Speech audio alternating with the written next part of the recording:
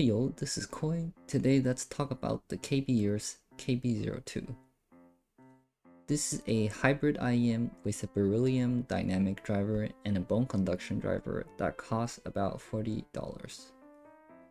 Inside the box, you get the IEM, and this is everything that comes inside the box. You get 3 sets of ear tips, the cable, and the IEM. The KB02 has a resin shell design with a 3 different colorway shown here. But as a blue enjoyer, I went with the Misty Blue. To me, they all look really cool, and every faceplate is different from one another with a unique swirl pattern. The fit and comfort on the KB02 is nice.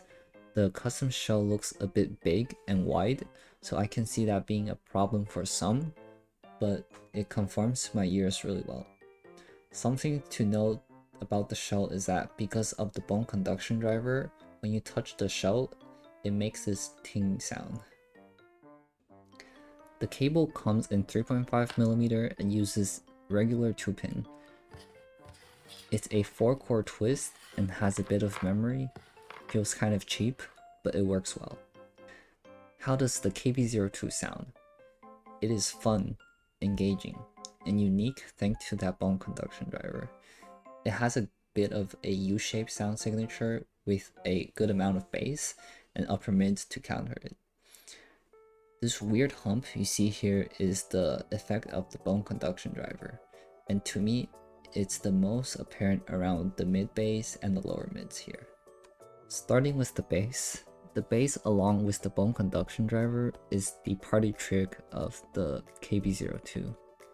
The bone conduction driver is fairly well implemented for the bass, and when it hits, it's really fun. A way to describe it is that the bass rumbles very violently, but not in an overwhelming way, and the bone conduction helps add a layer of texture to the bass. My only complaint is that the bass doesn't feel very controlled, but that's really a nitpick at this price.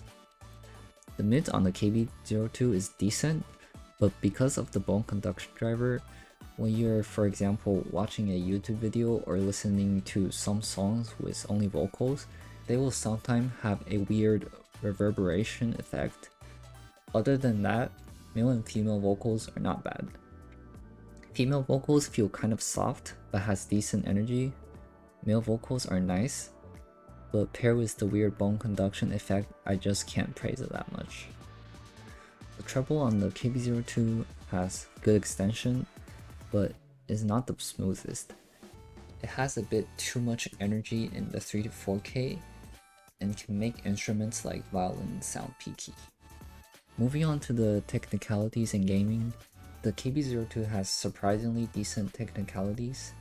I'm not sure if it's because the bone conduction that causes it, but it has a decently wide soundstage and is fairly resolving for the price.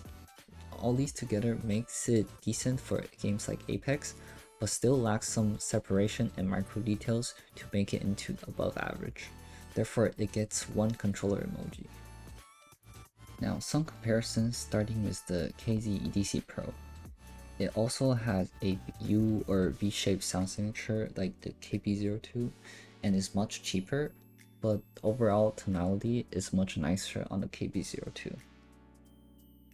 The KZ Caster Pro is also cheaper and has some similarities in the treble, but the bass is much more mid-bass focused, whereas the KB02 has a much more linear bass going into the sub-bass. So it really comes down to what you want.